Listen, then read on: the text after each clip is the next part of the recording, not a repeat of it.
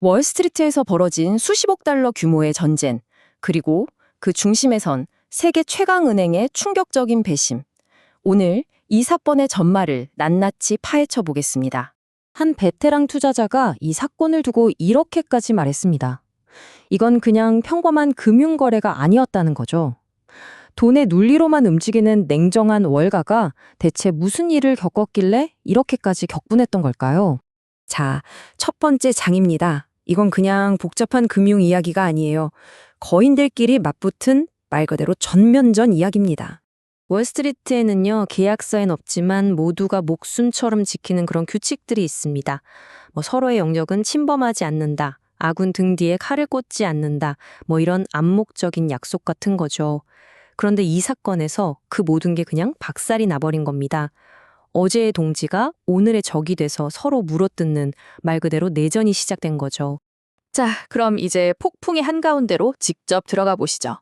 이 모든 일의 시작점, 바로 한 기업이 빠져있던 그 절망적인 상황부터 살펴보겠습니다. 이 이야기의 주인공, 바로 알티스 USA입니다.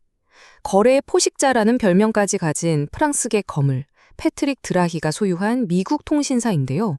이 회사가 공격적인 인수합병의 후유증으로 정말 말 그대로 빚더미 위에서 겨우 숨만 쉬고 있는 상태였습니다.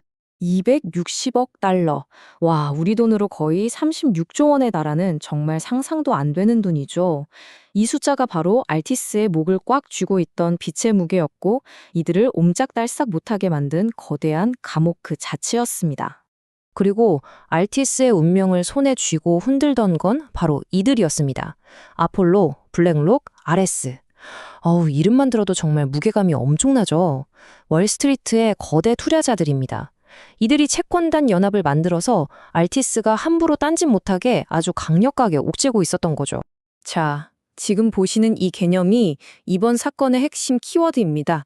바로 커버넌트.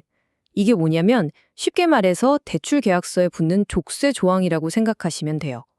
채권단은 이 커버넌트라는 족쇄를 이용해서 알티스가 자산을 팔거나 돈을 더 빌리는 모든 길을 싹 다 막아놓고 오직 자기들한테만 유리한 쪽으로 회사를 끌고 가려고 했던 겁니다.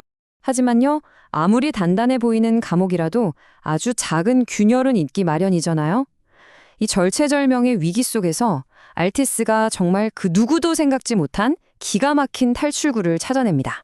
거대 로펌인 커클랜드 앤 앨리스랑 같이 수천 페이지짜리 계약서를 정말 한 글자 한 글자 다 뜯어보던 알티스가요. 믿을 수 없는 걸 발견한 거예요. 채권단이 쳐놓은 그 촘촘한 그물망에 아주 오래전에 만들어져서 모두가 잊고 있던 아주 작지만 정말 치명적인 구멍이 하나 있었던 거죠. 계획은 정말 대담하면서도 의외로 간단했습니다. 수많은 대출 중에 딱 하나, B6 기간 대출이라는 녀석만 콕 집어서 전액 갚아버린다. 이게 전부였어요.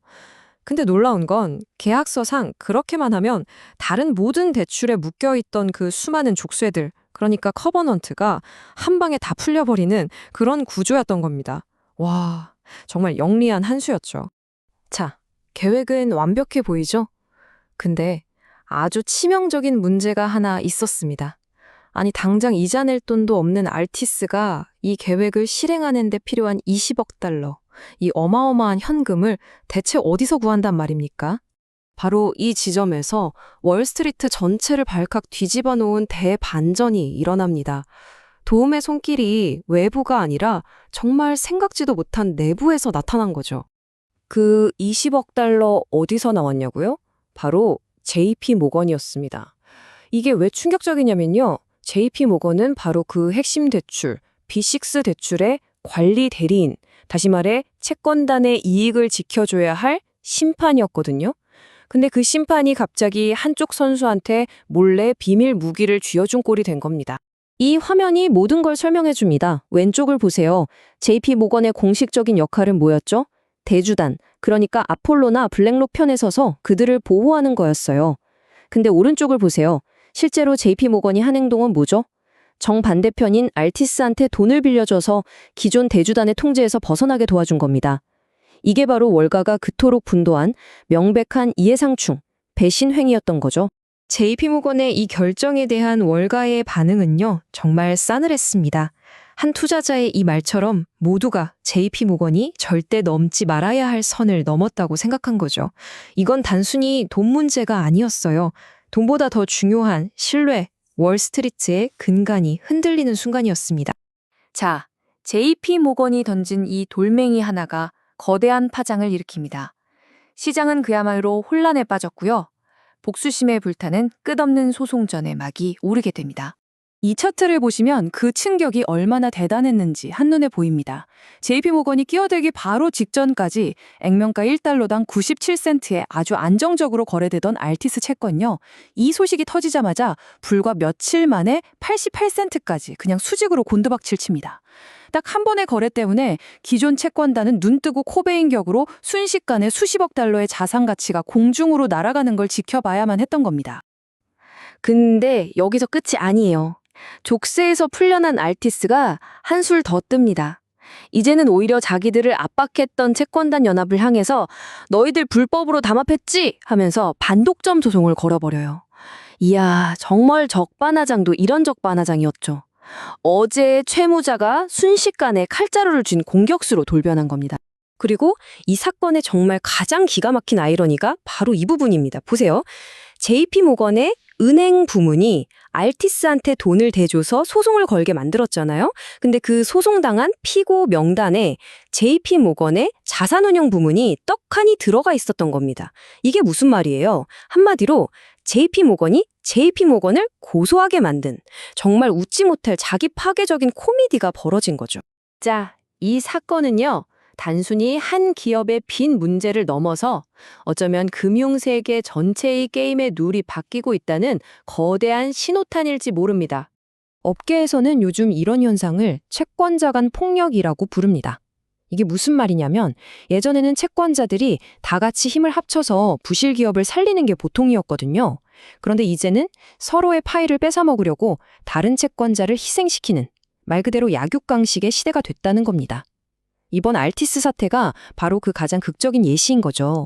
그렇다면 JP모건은 대체 왜 이런 엄청난 비난을 감수하면서까지 이런 일을 벌였을까요? 이유는 간단합니다.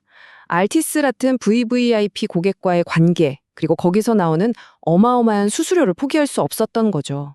그리고 속으로는 이런 생각을 했을 겁니다. 어차피 우리가 안 해도 골드만삭스나 다른 경쟁사가 이 딜을 채갈 거야 라는 아주 냉혹한 비즈니스의 논리로 자신들의 행동을 정당화한 겁니다. 결국 이 사건은 월스트리트의 신뢰와 규칙이라는 것에 대해 아주 근본적인 질문을 던지고 있습니다. 계약서의 허점을 파고드는 건 영리한 전략일까요? 아니면 선을 넘은 배신일까요? 법의 테두리 안에서 이익을 극대화하는 게 비즈니스의 본질이라면 우리가 말하는 공정함이라는 가치는 대체 어디에 있어야 하는 걸까요? 여러분의 생각은 어떠신가요?